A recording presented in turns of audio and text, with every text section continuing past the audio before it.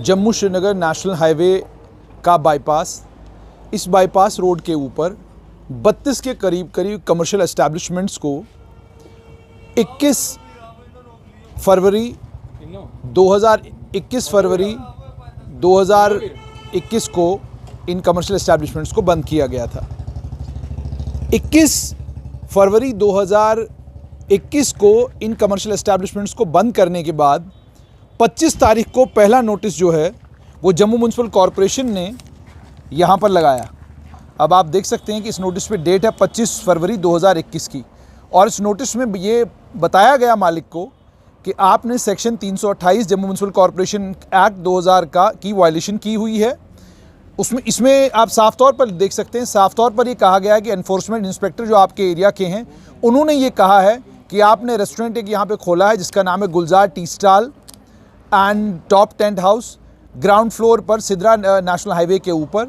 Section 328 Jammu municipal corporation act 2000 के तहत eating house not to be use without licence from commissioner, जब तक आपको कमिश्नर लाइसेंस नहीं देता तब तक आप ईटिंग हाउस को यूज़ नहीं कर सकते।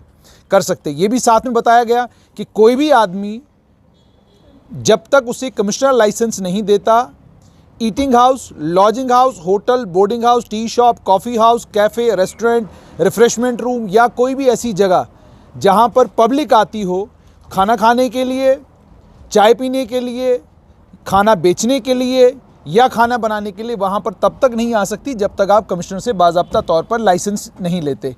ये भी कहा गया बाद में कि आपने लाइसेंस ईटिंग हाउस का Jammu Kashmir municipal corporation act 2000 के तहत नहीं लिया है। उसके बाद ये कहा गया कि आपको अपनी परमिशन, अपने डॉक्यूमेंट्स इस रेस्टोरेंट की परमिशन को लेकर 3 दिन के अंदर अंदर जो है वो जम्मू म्यूनसिपल कॉरपोरेशन के कमिश्नर के दफ्तर में ले जाने होंगे, और अगर आप ऐसा नहीं करते तो आपके खिलाफ कानूनी कार्रवाई होगी। लेकिन कानूनी कार्रवाई पहले ही हो चुकी थी, रेस्टोरेंट पहले ही बंद कर दिए गए थे। उसके बाद आज यानी 13 मार्च 2021 आज building operation controlling authority Jammu municipal corporation ने 13 मार्च 2021 को 3 मार्च 2021 का ये ऑर्डर यहां पर पेश किया है। इस ऑर्डर में पूरी तफसील दी गई है और सामने this premises has been sealed by Jammu municipal corporation.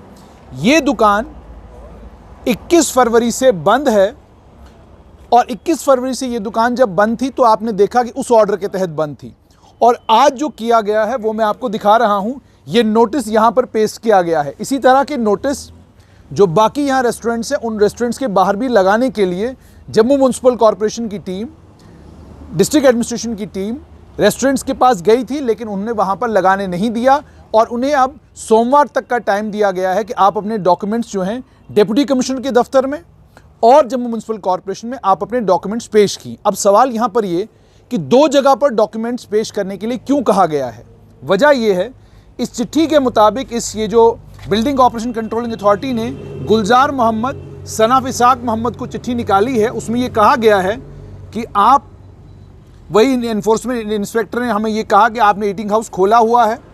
अब यह कहा गया कि एक, आपने लाइसेंस नहीं लिया है, दूसरा ये आपने कंस्ट्रक्शन यहाँ पर की हुई है अनऑथोराइज्ड, तीसरा ये कि control of building operation act 1988 को इनिशिएट किया गया क्योंकि आपने यहाँ पर वायलेशन करी हुई है, चौथा यहाँ पर ये कहा गया है कि ट्रैफिक जो है उसे दिक्कत हो रही है आपकी कमर्शियल एस्टैब्लिशमेंट की वजह से, अनऑथोराइज्ड स्ट्रक्चर आपने यहाँ पर बनाया है।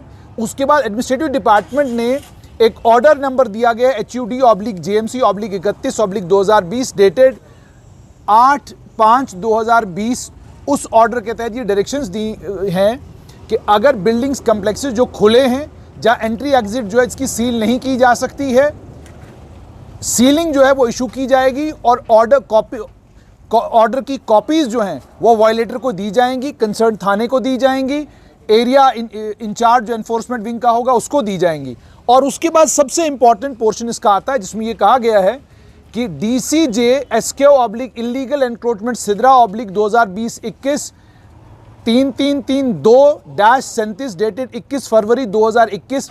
इसमें यह कहा गया है कि लिस्ट 32 स्ट्रक्चर्स की, बिजनेस एस्टैब्लिशमेंट्स की, ज़्यादातर जो स्टेट लैंड पर, मोस्ट ऑफ देम, ये बड़ा इंपॉर्टेंट है, मोस्ट ऑफ देम का मतलब यह हो गया कि ज्यादातर, इसका मतलब यह होगा कि इन 32 में से भी ऐसे स्ट्रक्चर हैं जो शायद सरकार के मुताबिक स्टेट लैंड पर नहीं है, क्योंकि जुबान इस्तेमाल की गई है most of them. Forest, PWD, JDA land के ऊपर, नेशनल हाईवे के ऊपर नरवाल से सिदरा तक हैं। ये रिपोर्ट डिप्टी कमिश्नर जम्मू के पास है और आपकी एस्टैब्लिशमेंट भी इसमें शामिल की गई है। तो इन तमाम तथ्यों के आधार पर जो ताकतें मेरे पास सेक्शन 330 के तहत हैं, यानी मेरे पास नहीं, जम्मू म्युनिसिपल कॉर्पोरेशन की कमिश्नर उनके पास जो ताकतें हैं, I hereby direct the sealing of aforesaid premises for the purpose of carrying out provisions of municipal corporation act 2000। यानी अब आगे होगा क्या? आगे ये होगा, म्युनिसिपल कॉर्पोरेशन एक्ट के तहत सबसे पहले ईटिंग हाउस का लाइसेंस लेना है। कमर्शियल एस्टैब्लिशमेंट के लिए जो ज़रूरी परमिशंस हैं वो तमाम परमिशन जम्मू म्युनिसिपल कॉर्पोरेशन से लेनी है और डिप्टी कमिश्नर के दफ्तर में जाकर ये साबित करना है कि आपके पास जो आपका स्ट्रक्चर है ये स्टेट लैंड, पीडब्ल्यूडी, उसके अलावा जेडीए लैंड के ऊपर ये आपका स्ट्रक्चर नहीं है। सवाल ये है पहला तो कि सालों से ये स्ट्रक्चर यहाँ पर खड़े थे, सब पूछ रहे हैं, हम भी पूछेंगे, सालों से जेडीए को, फॉरेस्ट को, पीडब्ल्यूडी को ये क्यों नहीं लगा कि ये स्ट्रक्चर्स हमारी लैंड के ऊपर हैं?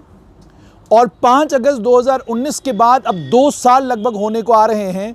2 साल में भी क्या किसी भी वक्त जेडीए की नींद नहीं, जेडीए नींद से बाहर नहीं आया, फॉरेस्ट नींद से बाहर नहीं आया, पीडब्ल्यूडी नींद से बाहर नहीं आया कि मालूम करते कि ये जगह किनकी है? अब जिसके नाम पर ये नोटिस है उसे जम्मू म्युनिसिपल कॉर्पोरेशन से जाकर ये तमाम इजाज़तें लेनी है और डीसी ऑफिस में जाकर ये साबित करना है कि ज़मीन उसकी है। लेकिन मामला ये है कि ये नोटिस कब लगे?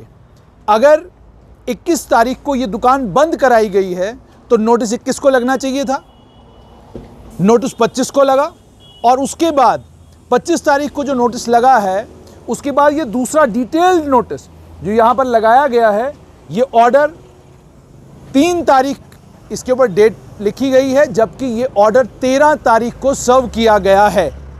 हैरान करने वाली बात यह है कि ये मामला चूंकि कोर्ट में भी है, कोर्ट में भी जाहिर सी बात है जज साहिबान ये सवाल ज़रूर पूछेंगे कि आपने अगर 3 तारीख को ये ऑर्डर निकाला था और ये बिल्डिंग 21 तारीख को ही सील हो गई थी, बंद हो गई थी, तो कौन आपको ये नोटिस यहाँ पर 21 तारीख को 25 तारीख को लगाने से रोक रहा था? अब तथ्य क्या हैं? क्या वाकई जैसा मैं आपको बता रहा हूँ कि दुकान पहले बंद कराई गई और नोटिस बाद में दिए गए? मेरे साथ गुलजार मोहम्मद है। गुलजारी आपका नाम है, मुझे ये बताइए जो पहला नोटिस है ये कब लगा? ये नोटिस 25 तारीख को लगा। 25 तारीख को 2-3 दिन दुकान कब बंद कराई गई आपकी? 3 दिन पहले दुकान बंद करा दी थी 22 अच्छा, को। दुकान जब बंद कराने के लिए कौन लोग आए थे? क्या म्युनिसिपल कॉर्पोरेशन के लोग थे, पुलिस थी, जेडीए था, डिस्ट्रिक्ट एडमिनिस्ट्रेशन थी, कौन लोग थे? उसमें पुलिस वाले साथ थे, तहसीलदार साथ था, बड़ा तहसीलदार, छोटा तहसीलदार। ठीक। उस समय बर्बली उन्होंने बोला दुकानें बंद कर दो, हमने कर दी उसी समय। आपने दुकानें बंद कर दी? हाँ, बंद कर दी। उसके बाद ये जो नोटिस लगा है यहाँ पर दूसरा, ये कब लगा? ये आज ही लगाया।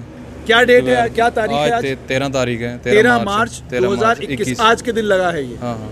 अच्छा, आज जब ये नोटिस लगाने के लिए टीमें आई तो क्या आपने 21 तारीख से लेकर आज के दिन तक आपने अपनी दुकान खोली थी? नहीं, बंद पड़ी हुई है।